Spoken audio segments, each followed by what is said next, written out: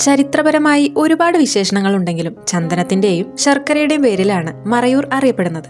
മൂന്നാറിൽ നിന്നും 40 കിലോമീറ്ററോളം ദൂരം സഞ്ചരിച്ചാൽ നമുക്ക് മറയൂരിൽ എത്തിച്ചേരാം. ഉയർന്ന ഗുണനിലവാരത്തിലുള്ള പ്രകൃതിദത്തമായ ചന്ദനമരങ്ങളാണ് ഇവിടുത്തേത്.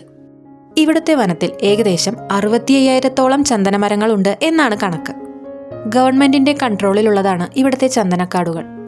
ചന്ദനത്തടിയിൽ നിന്ന് വിവിധ ഉൽപ്പന്നങ്ങൾ നിർമ്മിക്കുന്നത് നേരിട്ട് കണ്ട് മനസ്സിലാക്കാനായി വനം വകുപ്പിന്റെ ചന്ദന ഡിപ്പോയും ഇവിടെയുണ്ട്. വനം വകുപ്പിന്റെ പെർമിഷനോടുകൂടി കാട്ടിലൂടെ നടന്ന് ചന്ദനമരങ്ങൾ കാണാനും അവസരമുണ്ട്. ചിന്നാർ വൈൽഡ് ലൈഫ് സാങ്ച്വറിയുടെ ഭാഗമാണ് മറയൂരിലെ ഈ ചന്ദനക്കാടുകൾ. ചന്ദനമരങ്ങൾ മാത്രമല്ല, നിരവധി മൃഗങ്ങളും മെഡിസിനൽ വാല്യൂ ഉള്ള ഒരുപാട് പ്ലാന്റ്സും ഈ കാടുകളിലുണ്ട്. ഇവിടെ കാണപ്പെടുന്നത് ഹൈ കൊമേഴ്ഷ്യൽ വാല്യൂ ഉള്ള സാൻഡാലം ആൽബം എന്ന ഇന്ത്യൻ സാൻഡൽവുഡ് സ്പീഷീസ് ആണ്. സാൻഡലോൾസ് എന്ന ഒരു കോമ്പൗണ്ടിന്റെ പ്രസൻസ് ആണ് ഈ സ്പീഷീസിനെ ഇത്രമാത്രം കൊമേഴ്ഷ്യൽ വാല്യൂ ഉണ്ടാക്കി കൊടുത്തത്. ചന്ദനത്തിന്റെ ആ ഒരു ഫ്രാഗ്രൻസിന് കാരണവും ഇതേ കോമ്പൗണ്ട് തന്നെയാണ്. ഇന്ത്യയിലെ ഏറ്റവും വലിയ ചന്ദനത്തിന്റെ പ്രൊഡ്യൂസേഴ്സ് ആയിട്ടുള്ള കർണാടകയിലും ഇതേ സ്പീഷീസ് തന്നെയാണ് കാണുന്നത്.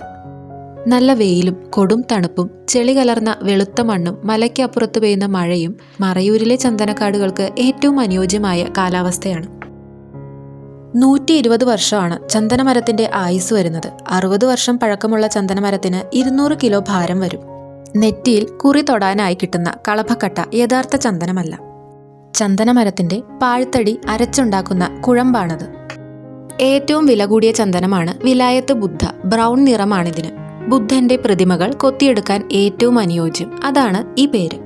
കടപുഴകി വീഴുന്ന ചന്ദനമരങ്ങൾക്ക് പകരം തൈകളും വനം വകുപ്പ് നട്ടുപിടിപ്പിക്കുന്നുണ്ട്. നിലം പതിക്കുന്ന ചന്ദനമരത്തിന്റെ വേര്, തടി, ശിഖരം എന്നിങ്ങനെ വേർതിരിച്ച് നമ്പറിട്ട് സൂക്ഷിക്കുന്നു. പിന്നീട് ഇതിൽ നിന്നും തൊലിയും വെള്ളയും ചെത്തിമാറ്റി കാതൽ മാത്രം ഉപയോഗിക്കുന്നു. ഞങ്ങൾ ഈ റൂട്ടിലൂടെ മറയൂരിൽ നിന്നും മൂന്നാറിലേക്കാണ് യാത്ര. മെലിഞ്ഞ തടിയും ചെറിയ ഇലകളുമാണ് ചന്ദനമരങ്ങൾക്കുള്ളത്.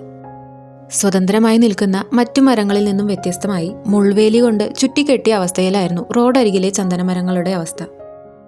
വിപണിയിൽ മിന്നിത്തിളങ്ങാൻ പോകുന്ന, എന്നാൽ ജീവിതകാലം മുഴുവൻ ഈ ബന്ധനത്തിൽ തന്നെ നിലനിൽക്കേണ്ടി വരുന്ന ഒരു ചന്ദനമരം.